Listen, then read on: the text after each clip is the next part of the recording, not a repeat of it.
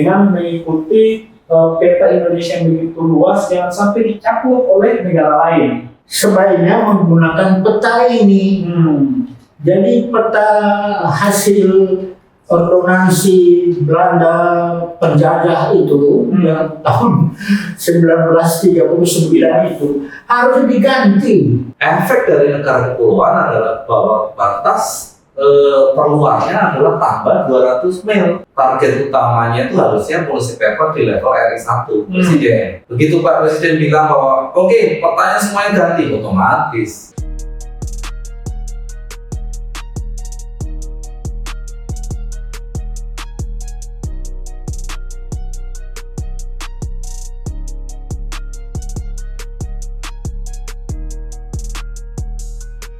Hai Sobat Reformis, jumpa lagi kita di Reformasi Pikir dalam program HUK Wicara. Hura! Kali ini kita kedatangan tamu seorang senior yang sudah mendalam buana sejak zaman Orde Lama, Orde Baru, dan sampai hari ini pasca reformasi, yaitu Bapak Insinyur Ari Muchtar Tejo. Beliau sekarang sudah menginjak umur 90, tetapi beliau masih kelihatan segar dengan ingatan yang luar biasa. Nah, jadi beliau ini lulusan MIT yang saya kira lulusan atau jebolan-jebolan MIT itu tidak ada yang meragukan terkait dengan kualitas dan kapasitasnya, apalagi sejak lama sudah membangun Indonesia, baik itu di luar pemerintahan maupun relasi dengan pemerintahan. Nah, selain itu juga kita kedatangan tamu Pak Toto. Selamat siang Bapak. Pak Toto Siliantoro, MBA, PhD, yang saya kira secara kapasitas, kualitas keilmuan beliau tidak diragukan. Bagaimana nanti kita berbicara soal peta Indonesia pasca UNCLOS 1982. Tapi terlebih dahulu kita akan menjedah terkait dengan pengalaman experience dari Bapak Ari yang perlu menjadi motivasi, inspirasi para generasi muda hari ini. Jadi banyak hal yang kemudian kita perlu belajar dari Bapak Ari. Nah, pertama-tama Pak, terkait dengan sejarah membangun bisnis sejak tahun 90-an ya Pak? Tahun 70-an. Oh, tahun 70-an. Oke. Nah, kira-kira pengalaman dalam membangun bisnis itu seperti apa Pak, kemudian perkembangannya sampai hari ini?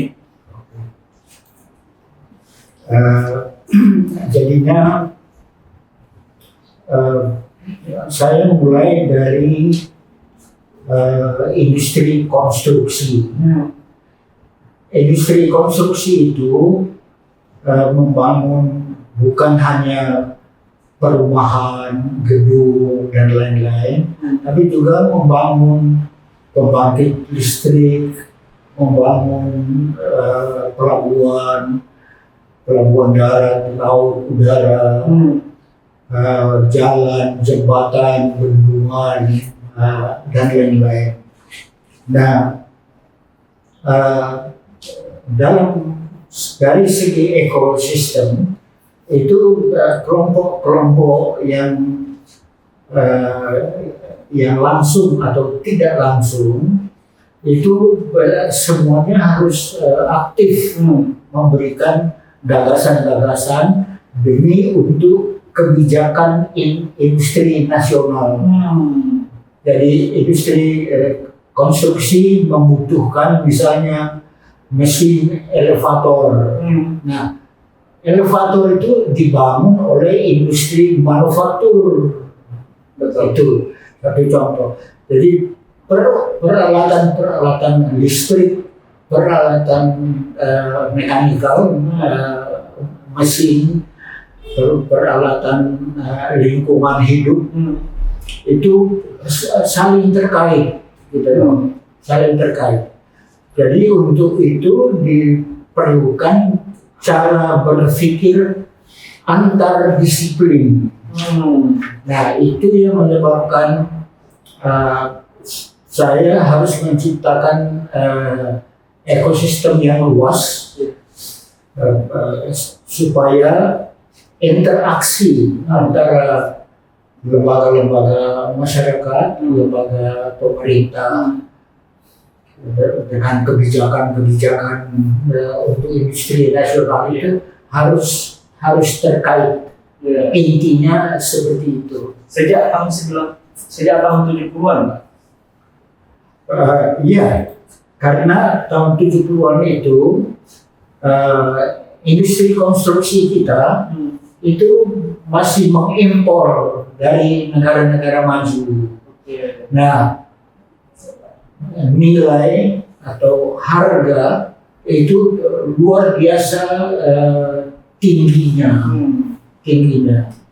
Jadi misalnya sebuah contoh, waktu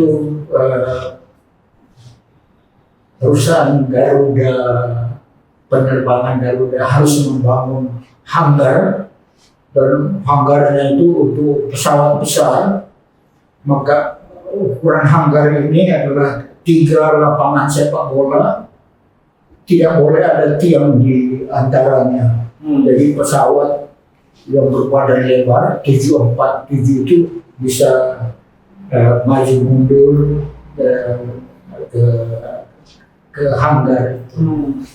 Jadi intinya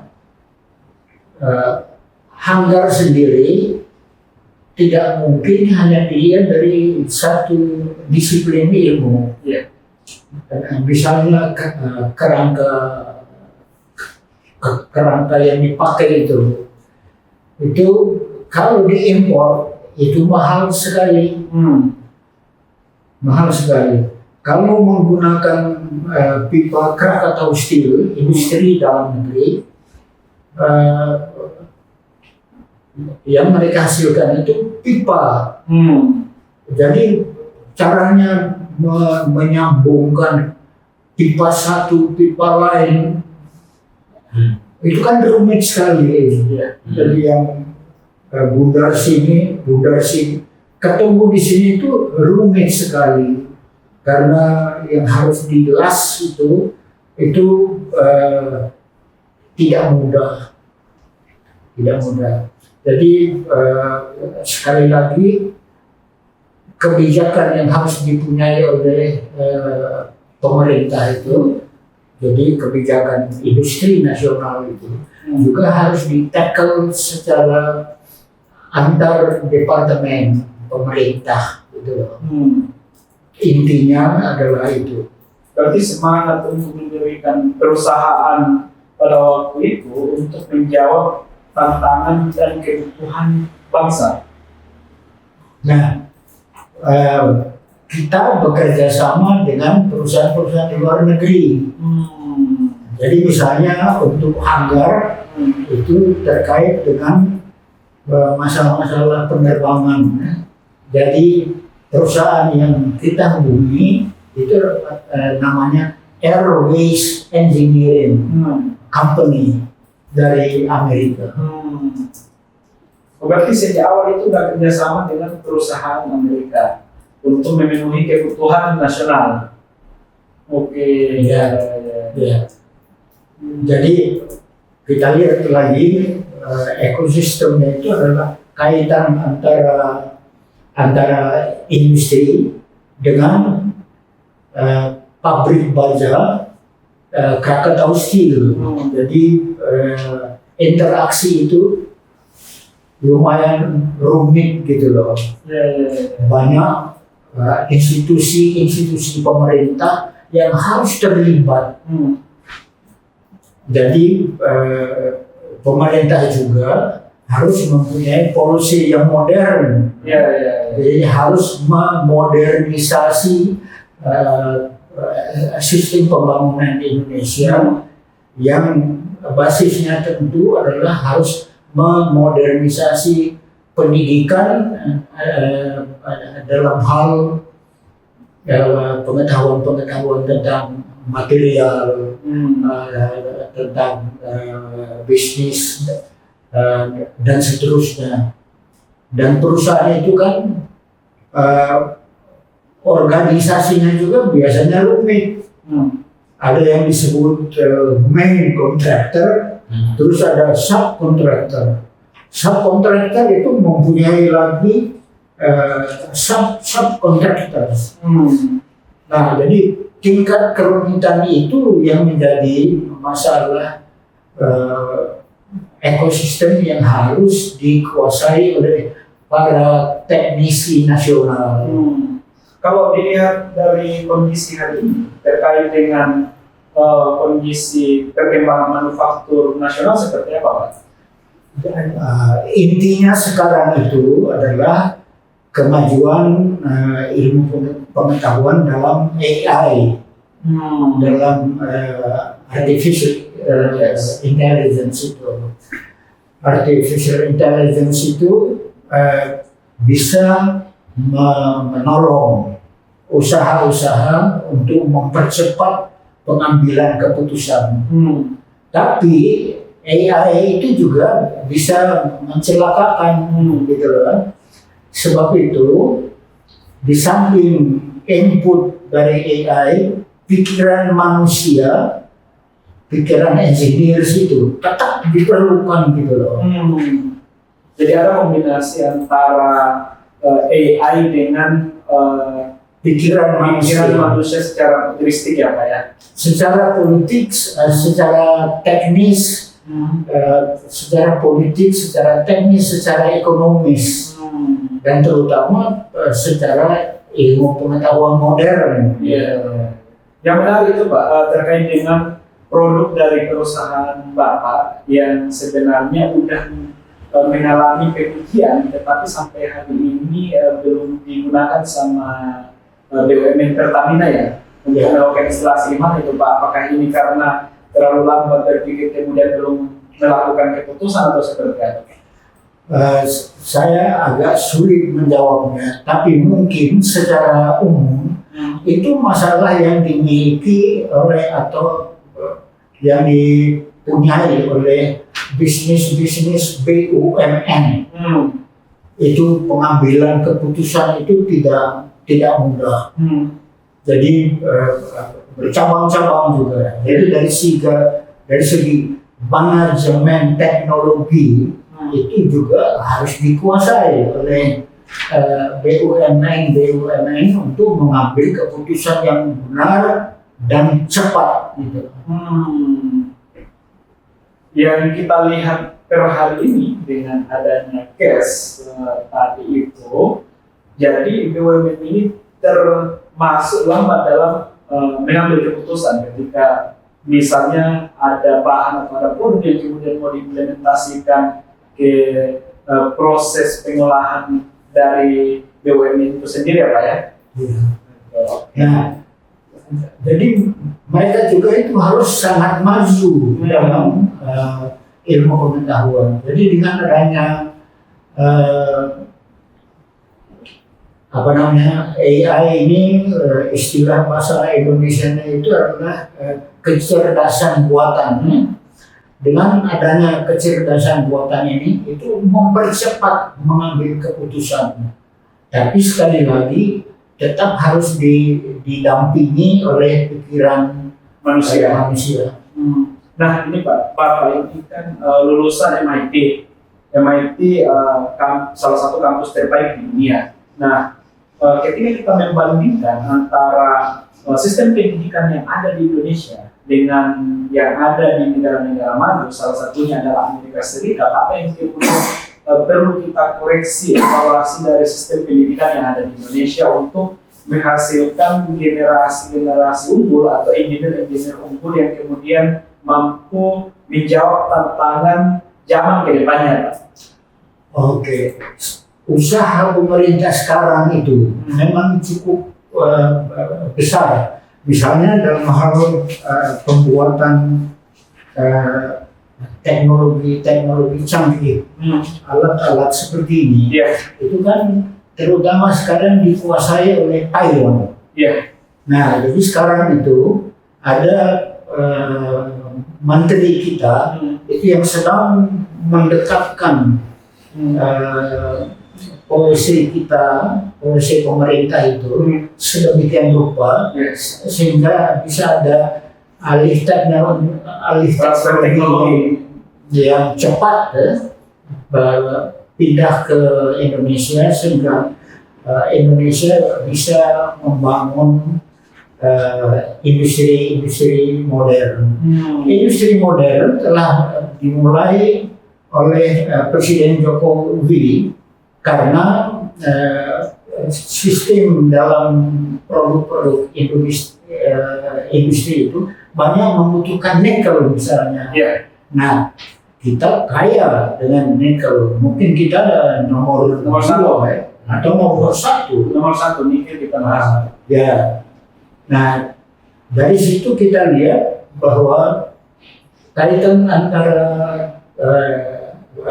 proses dalam menghasilkan sebuah produk, jadi mulai dari membuat studi kelayakan, terus membuat engineering solutions, lalu procurement of materials, of components, lalu tentang teknologi pemeliharaan, lalu langkah ke-6 itu adalah untuk evaluasi oleh pemerintah, oleh lembaga pemerintah yang terkait. Di situ adalah Badan Perencanaan Pembangunan Nasional, Bappenas.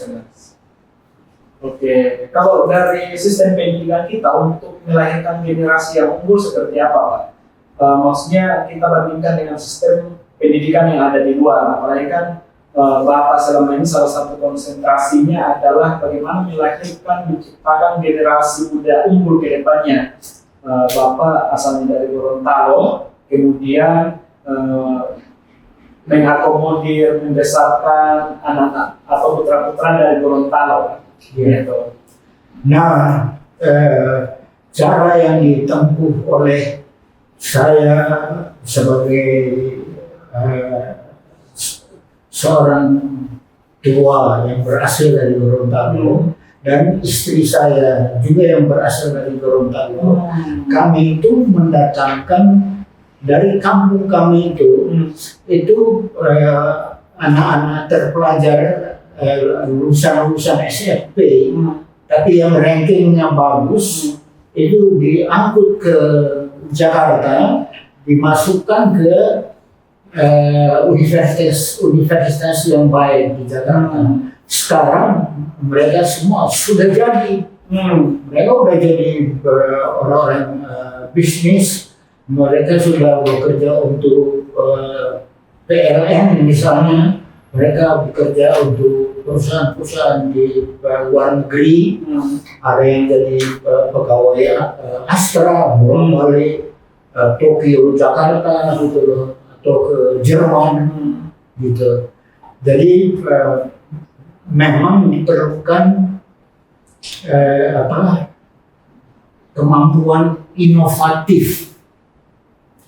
Jadi kata kuncinya adalah harus kreatif, harus inovatif, harus punya semangat maju. Itu itu memang yang harus dibina di dalam dunia pendidikan. Sebab itu dunia pendidikan tidak boleh juga berdiri sendiri, dia harus terkait dengan lembaga-lembaga industri di masyarakat. Kemudian kemarin 2019 sempat dapat honor cause dari Universitas Negeri Gorontalo, Pak ya? Doktor dari Universitas Negeri Gorontalo. Ya, jadi saya itu dihubungi oleh beberapa profesor dari UNG, Universitas Negeri Gorontalo. Mereka datang ke Jakarta. Mereka menginterview saya. Mereka bilang mereka ingin daripada harus menunggu lama menciptakan dokter-dokter, kita ingin dokter-dokter yang dibentuk di masyarakat, yang pengetahuannya itu bukan hanya seimbang, kadang-kadang lebih dengan pengetahuan di masyarakat. Jadi honoris causa itu berarti honoris, jadi kehormatan, menghormati para pemikir di masyarakat yang berprestasi dan berkontribusi terhadap kebutuhan masyarakat. Ya, itu. Jadi itulah inti masalah keterkaitan antara pendidikan. Jadi kalau kita lihat proses industri itu harus membuat studi kelayakan, terus engineering dan seterus sampai kepada penilaian lingkungan. Itu harus kerjasama dengan banyak lapisan-lapisan yang ada di masyarakat. Ada lapisan pendidikan, ada lapisan pemerintah, ada lapisan industri, dan interaksi ini itu rumit sekali, kompleks sekali. Jadi semestinya semua elemen yang ada di dalam negeri ini harus saling mendukung satu sama lain untuk bagaimana melakukan pembangunan nasional. Ya, betul.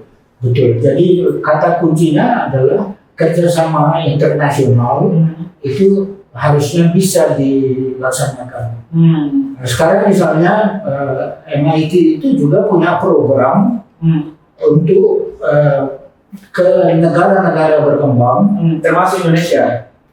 Ya, negara berkembang di mereka itu sekolah internasional loh. Mereka itu mencakup setiap titik di planet bumi kita ini, gitu ya. Jadi kita harus bisa mengikuti perkembangan itu.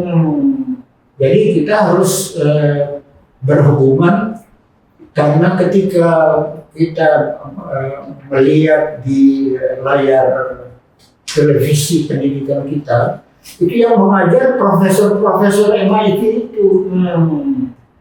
Itulah technological development yang begitu cepat gitu loh. Jadi kurvanya itu ini signifikan banget. Eksponensial. Nah, susahnya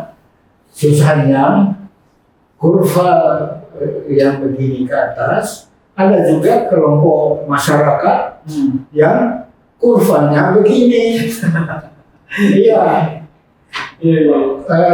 Misalnya saja ya, kalau ahli-ahli agama itu terlalu kuno, terlalu konservatif itu pernah terjadi dalam sejarah pada tahun 1000-an. Jadi itu kurvanya itu seperti ini gitu loh. Decrease. Ya, sehingga di dunia barat itu terkenal Indonesia itu menghasilkan teroris. Itu yang ada di kepala mereka itu. Nah, ini harus dihilangkan. Dengan cara apa, Pak? Untuk pendidikan. Pendidikan. Lalu yang harus tentu pendidikan yang mutunya tinggi juga, yang harus dikuasai oleh sistem pendidikan nasional.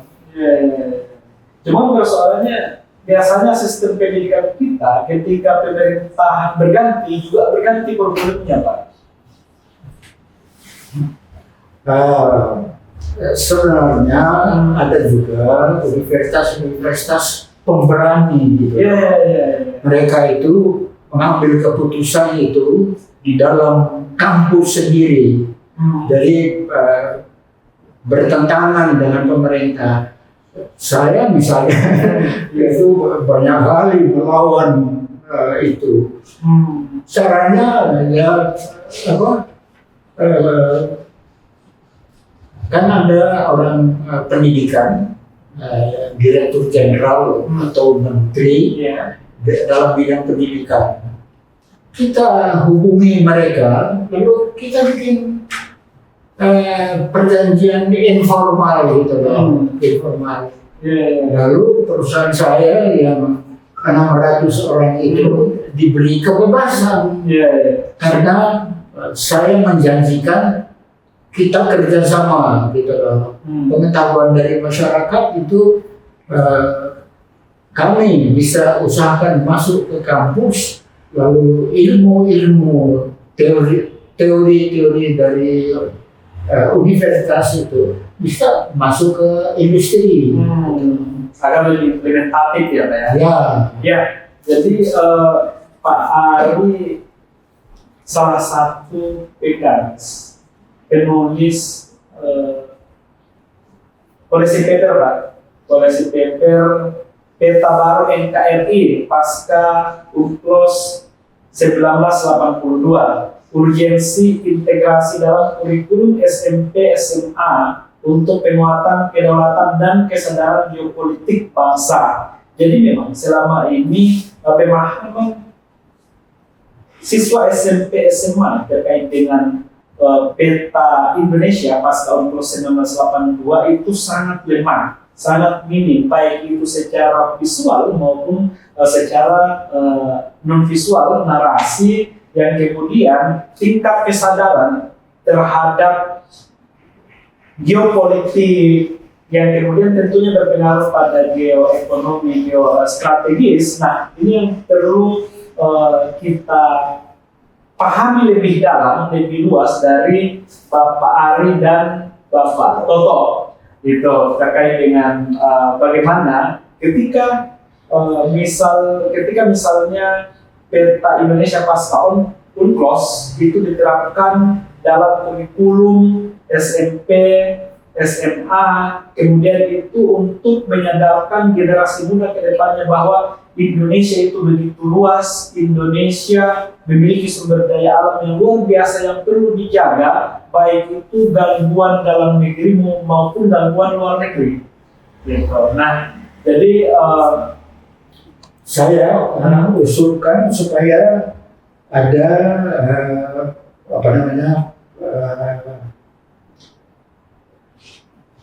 kalau ventilasinya cross ventilation. Ini antara saya dengan Pak Toto ini itu jadi kita mulai dulu dengan Pak Toto. Setelah itu saya juga bisa menyampaikan apa yang saya ingin perjuangkan dan betul-betul sampai ke pemerintah. Iya. Oke, silakan. Silakan Pak Toto terkait dengan peta barangkali pasca UNCLOS 1982 yang memang saya melihat di publik ataupun di masyarakat, tingkat pemahaman masyarakat kita, tingkat kesadaran untuk memahami peta Indonesia pasca UNCLOS yang sebenarnya itu seperti apa sih Pak? Kemudian menjadi spirit bagaimana supaya diterapkan di kurikulum SMP SMA. Oke, bismillahirrahmanirrahim. Assalamualaikum warahmatullahi wabarakatuh. Terima kasih ya. Dan waktu untuk kita bisa sharing ya, sharing knowledge untuk semuanya. Sharing knowledge. Oh iya. Sharing knowledge untuk semuanya. Jadi sebetulnya begini, ini juga menjadi perhatian kita semua sebenarnya. Tidak hanya cuma di level kebijakan, tapi di masyarakat pun juga harus begitu. Karena kita itu sebetulnya kan begitu besarnya, begitu kayanya, dan begitu powerfulnya, mempunyai luasan area yang setelah NKRI menjadi UNCLOS 1980. Nah ini yang sebetulnya menurut saya termasuk dari programnya Reform Syndicate ini yang kita harus sosialisasikan. Karena itu karena nggak bisa kita mensosialisasikan hanya satu orang atau misalnya hanya Pak Ari doang, nggak bisa. Even Pak Presiden pun juga mungkin dia hanya dengar sedikit, tapi harus bersama, gitu ya. Jadi saya mengharapkan sebetulnya nextnya ini. Jadi yang ini tuh bukan yang kemarin ya udahlah, yang udah lewat biarin aja. Kita tinggal ke depan. Jadi mestinya NKRI-nya naik kelas, saya nyebutnya. Seperti apa itu? NKRI naik kelas. Berarti kan masih. Jadi jadi begini. Sekarang kan zamannya udah dikit-dikit naik kelas. Saya mulai UMKM naik kelas. UMKM naik kelas, digital naik kelas. Terus koperasi naik kelas, gitu kan. Jadi harapannya ini naik kelas itu adalah naik kelas melalui sekolah. Ya, betul. Jadi harapannya yang biasanya itu kita tuh hanya tahu di pinggirnya petanya Indonesia itu cuma sepanjang ini toh Sumatera, ujung-ujungnya kan pinggir-pinggir persis tuh. Padahal sebetulnya tidak. Jadi lebih dari pantai itu 200 mil kan? 200 mil. Itu kan bisa banget. Negara-negara yang close. Dan artinya itu disetujui oleh PBB. Itu disetujui oleh PBB. Jadi negara Indonesia ini adalah negara kepulauan. Efek dari negara kepulauan adalah bahwa batas perluasnya adalah tambah 200 mil.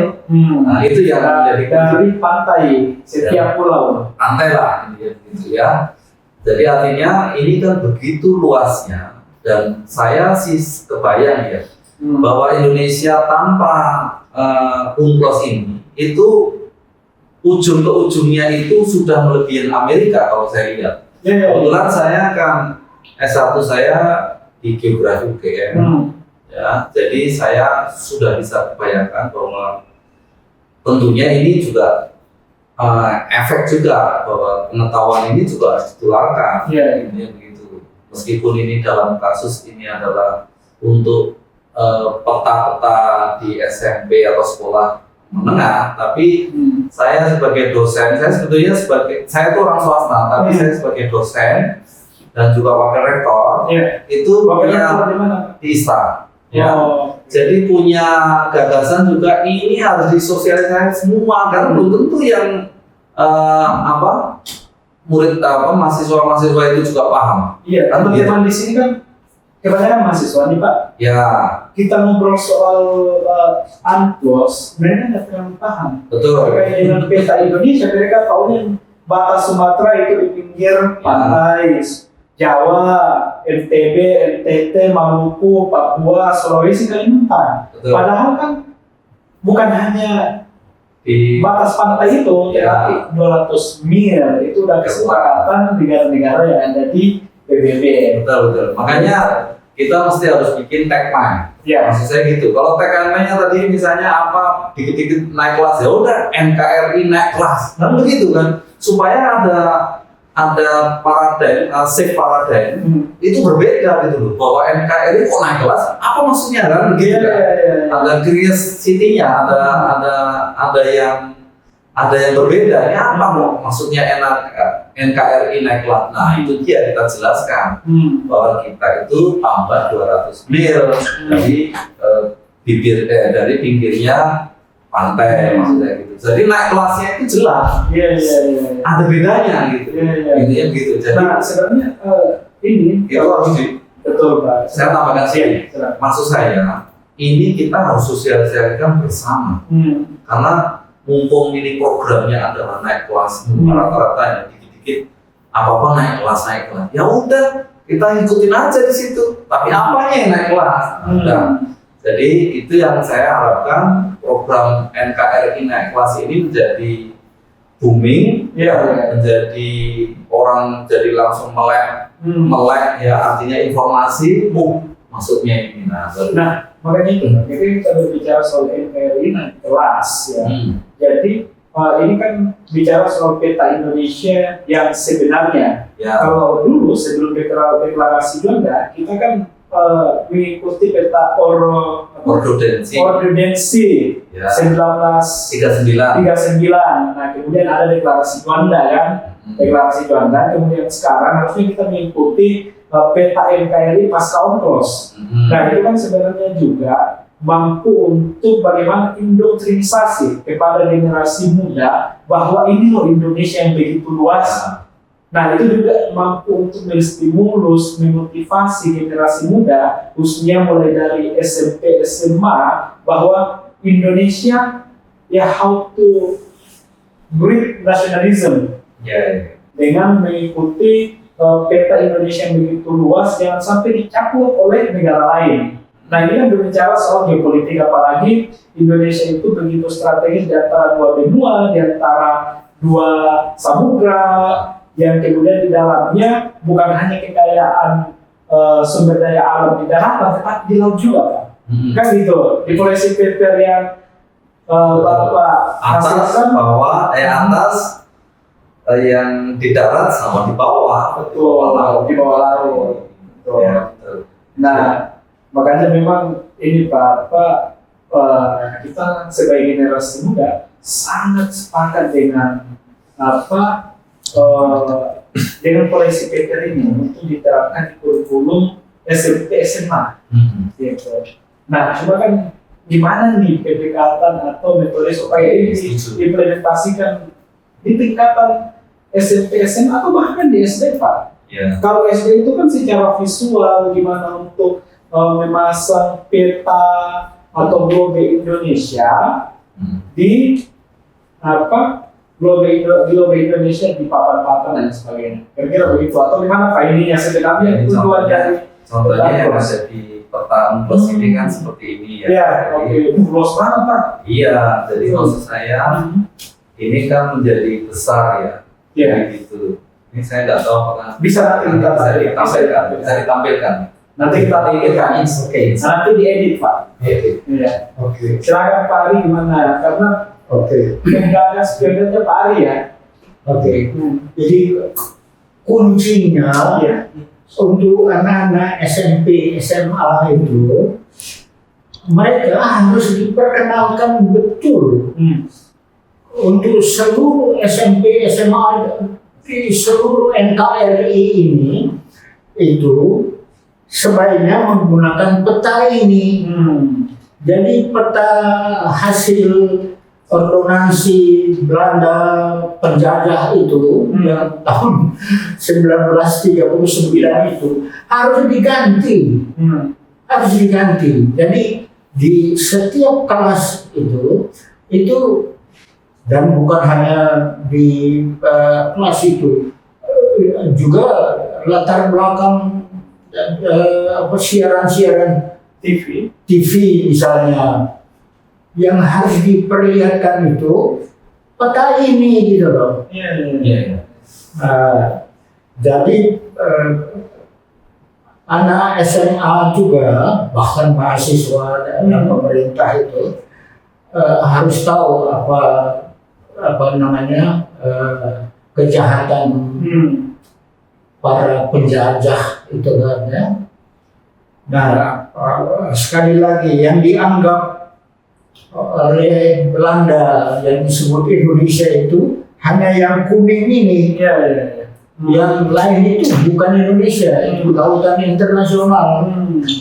Jadi kalau itu lautan internasional, kekayaan alam di situ, yang di bawah laut, yang di dasar laut, yang di badan laut, yang di atas untuk lalu lintas pesawat terbang dan sebagainya, itu semua mempunyai arti ekonomi, mempunyai arti politik yang besar sekali, dan arti ilmu pengetahuan.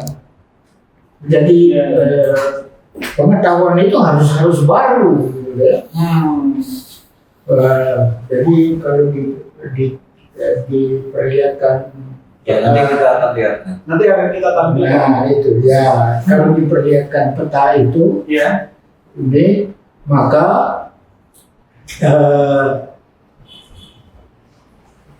akan berubah itu Paradigma ya. ya paradigma yang, dan itu memang membutuhkan waktu loh ya. Itu dari bulan ke bulan, dari tahun ke tahun, menunggu anak-anak SMP SMA menjadi dewasa, terus menjadi pelaku industri di masyarakat, menjadi anggota-anggota pemerintahan pusat dan pemerintah daerah, di provinsi-provinsi, kabupaten-kabupaten, di kota-kota, di seluruh Indonesia. Jadi penting sekali itu mengubah paradigma pemikiran yang ada pada anak-anak muda sekarang, sehingga ketika mereka berkembang itu jadi 15 tahun, 20 tahun yang akan datang, kita harapkan Indonesia udah lain gitu loh. Iya, dengan nasionalisme yang kuat. Ya, nasionalisme yang kuat, pengetahuannya lebih tinggi, kesadaran nasionalisme yang diharapkan oleh Undang-Undang Dasar itu lah. Jadi harus mencerdaskan kehidupan bangsa, itu kan? Kira-kira bunyi Undang-Undang Dasar kita. Apalagi presiden kita hari ini itu adalah Presiden Prabowo yang memiliki wawasan nasional, wawasan internasional yang kita tidak lakukan. Nah, disitulah peranan Anda ini. Lembaga yang Anda pimpin ini, itu usul saya, itu harus bisa sampai ke, bisa berkomunikasi, bisa beraudiensi dengan Menteri Pendidikan, dengan Wakil Presiden, dengan Presiden. Jadi besarlah tugas itu, tugas para ilmuwan kita, para sarjana-sarjana kita, dan terutama lembaga seperti yang Anda pimpin ini, bertugas untuk sama-sama lah kita memperjuangkan itu.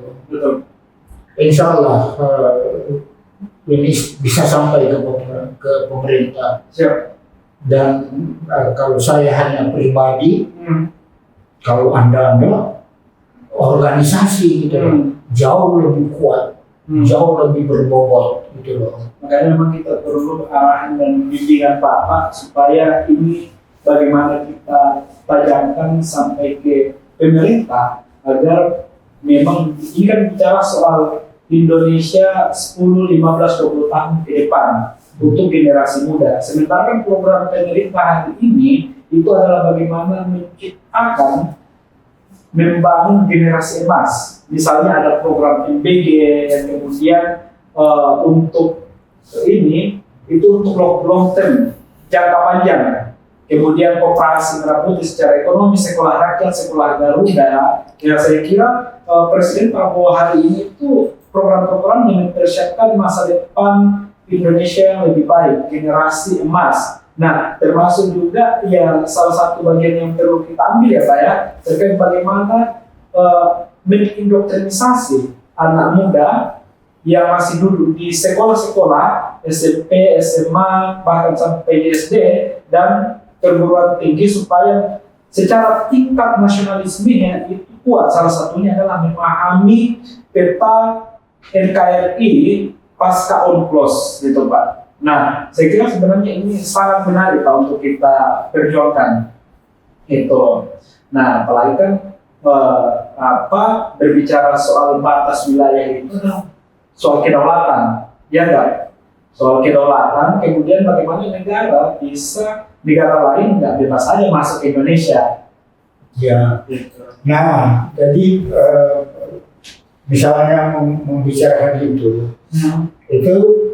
membicarakan kedaulatan itu kan membicarakan sistem politik kan. Iya. Nah, tapi harus dilanjutkan dengan sistem ekonomi, bahkan sistem keuangan, lalu kesadaran masalah-masalah sosial, masalah kemiskinan di masyarakat dan seterusnya, perbedaan pendapatan per kapita antara daerah satu dengan daerah lain. Dan kuncinya adalah instrumen yang diperlukan oleh pemerintah untuk membangun sistem ilmu pengetahuan yang modern. Apalagi yang perkembangan teknologi informasi yang begitu besar hari ini ya Pak ya. Betul. AI itu. Waduh luar biasa. Ya. Gimana Pak Toto terkait dengan UNCLOS ini? Oh iya. Oke, sebetulnya begini, saya berpendapat adalah bahwa ini tuh harus sampai di level RI1 tadi Pak Presiden tadi, itu setuju saya dengan Pak Ari. Jadi minimal dari Presiden, kebetulan begini, kalau saya flashback ya, kebetulan policy papernya yang kita bikin itu kan targetnya adalah di SMP, SMA, gitu. Nah, sebetulnya harusnya yang kita harus lanjutkan adalah membuat policy paper tapi untuk Pak Presiden, supaya kebijakannya datang dari atas dulu. Begitu Pak Presiden bilang, oke, seluruh petanya diganti menjadi peta UNCLOS, seluruhnya akan ikut. Maksudnya gitu. Nah, jadi kira dari policy paper yang ditulis ini, substansi yang ada di dalamnya seperti apa Pak? Seberapa besar dan seberapa urgensinya itu diterapkan dalam kurikulum atau sistem pendidikan kita. Gitu. Ya. Kalau saya melihatnya sebetulnya policy papernya ini yang kita bikin masih di level yang pendidikan SMP SMA. Ya. Karena kita melihatnya mungkin itu bisa untuk anak-anak dulu kan begitu. Tapi padahal target utamanya itu harusnya policy paper di level RI1 Presiden. Jadi kalau Presiden kebijakannya adalah sampai di sana ya, begitu Pak Presiden bilang bahwa oke, petanya semuanya ganti, otomatis di level itu akan tergerak. Cuma berapa kata yang dikeluarkan sama Presiden udah berubah. Yang berubah. Iya.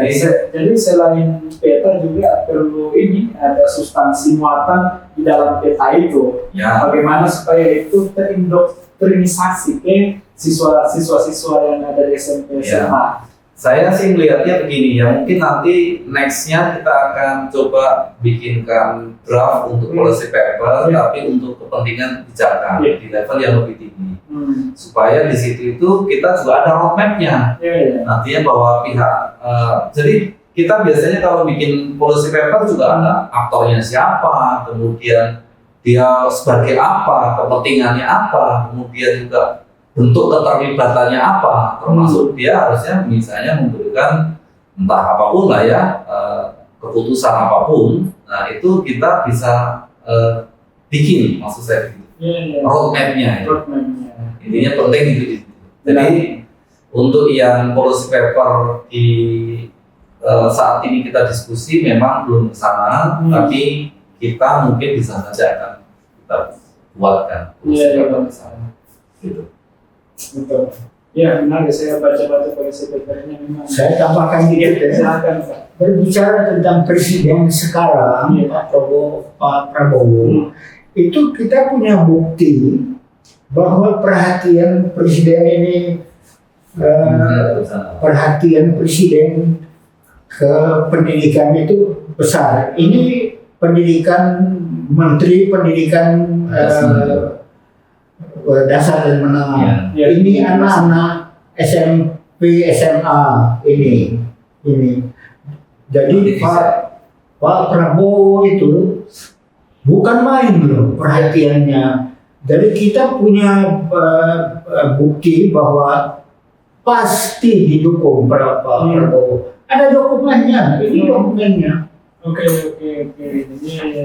Ini Pak Prabowo sendiri yang bicara. Jadi kita bicara yang sekarang, bukan yang lalu-lalu. Iya.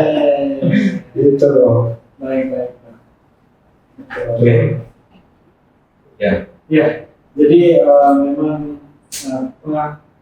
kita lihat dari perhatian Presiden Prabowo terkait dengan pembangunan generasi bangsa hari ini untuk persiapan ke depannya itu sangat luar biasa. Misalnya MBG, sekolah rakyat, sekolah Garuda.